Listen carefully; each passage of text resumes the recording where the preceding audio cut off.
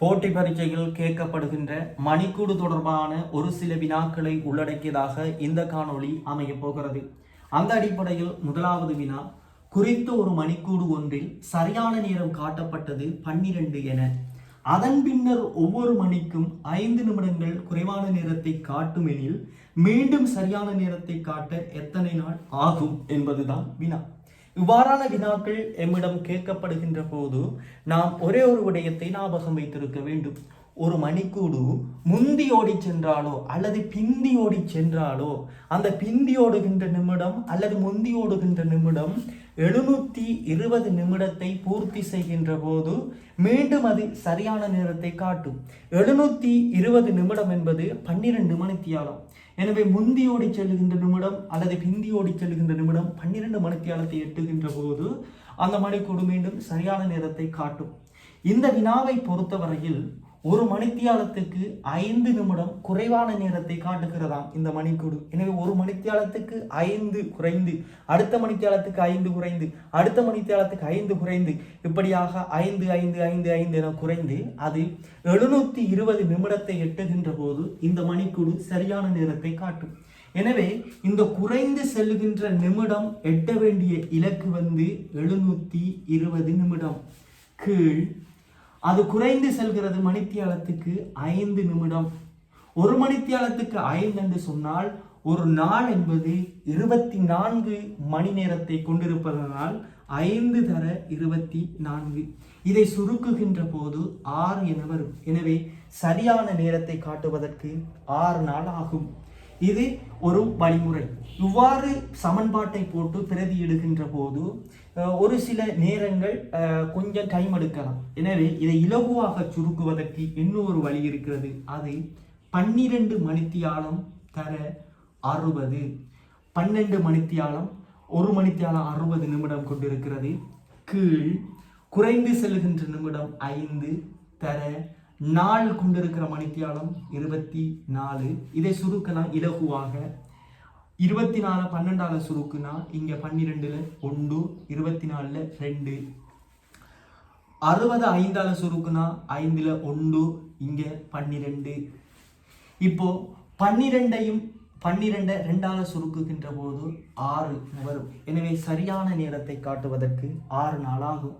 எனவே இந்த வழிமுறையை விட இந்த வழிமுறையில் கொஞ்சம் சுருக்குவதற்கு இலகுவாக இருப்பதனால் இந்த வினாக்களை செய்வதற்கு இந்த வழிமுறையை பின்பற்றுவது நமக்கு கொஞ்சம் நேரத்தை மிச்சப்படுத்தக்கூடியதாக இருக்கு.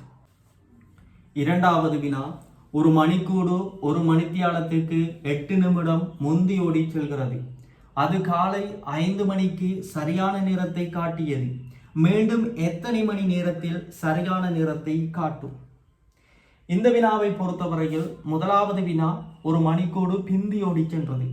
ஆனால் இந்த வினாவை பொறுத்தவரையில் மணிக்கூடு முந்தி ஓடி செல்கிறது. எனவே முதலாவது வினா செய்ததை போல் 12 மணித்தியாலம் தர 60 கீழ் 8. இதை சுருக்கி விட்டோம் என்று சொன்னால் இப்போ 4ஆல சுருக்கக்குள்ள 8ல 2 நாள், 12ல 3 நாள். 60 2ஆல சுருக்கணும் என்று சொன்னால் 32 இருக்கு. 3 தர 30, 90 மணித்தியாலத்தால மீண்டும் அது சரியான நேரத்தை காட்டும். மூன்றாவது வினா, ஒரு மணிக்கூடு ஒரு நாளுக்கு 36 நிமிடம் குறைவாக ஓடுகிறது. மீண்டும் சரியான நேரத்தை காட்ட எத்தனை நாள் ஆகும்? இந்த வினா முதலாவது வினாவை போலதான். ஆனால் இந்த மூன்றாவது வினாவில் கேட்கப்பட்டிருக்கின்ற சொற்பிரயோகத்திற்கும் முதலாவது வினாவில் கேட்கப்பட்டிருக்கின்ற சொற்பிரயோகத்திற்கும் சற்று வித்தியாசமான வேறுபாடுகள் இருக்கிறது.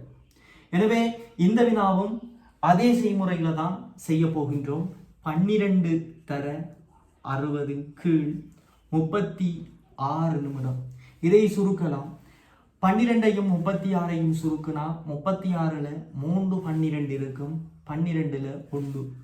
60ல 3 20 இருக்கும். எனவே மீண்டும் அந்த மணிக்கூடு சரியான நேரத்தை காட்டுவதற்கு 20 நாள் ஆகும். எனவே 20 நாளையால தான் அது சரியான நேரத்தை காட்டும். நான்காவது வினா, ஒரு மணிக்கூடு ஒரு நாளுக்கு 1 மணி 12 நிமிடம் அதிகமாக ஓடுகிறது. மீண்டும் சரியான நேரம் காட்ட எத்தனை நாள் ஆகும் என்பதுதான் வினா. இந்த வினாவும் அதே போலதான் செய்ய போகின்றோம். 12 மணித்தியாலம் தர 60 நிமிடம் கீழ் 1 மணித்தியாலம் 60 நிமிடம் 60 நிமிடத்தோட 12 நிமிடத்தை கூட்டுகின்ற போது 72 நிமிடம். இப்போ இதை சுருக்க போகின்றோம். 12ஐயும் 72ஐயும் சுருக்கின்ற போது 72ல் 6 12 72 திருப்ப இந்த 60 6ஆல் சுருக்க போனால் 10 என வரும். எனவே இந்த மணிக்கூடு மீண்டும் சரியான நேரத்தை காட்டுவதற்கு 10 நாள் ஆகும். 5வது வினா, எனது கை கடிகாரமானது நேற்று இரவு 12 மணிக்கு சரியான நேரத்தை காட்டினாலும் அப்போதிலிருந்து ஒவ்வொரு மணித்தியாலத்துக்கும் 14 நிமிடங்கள் படி குறைவான நேரத்தை காட்டியது.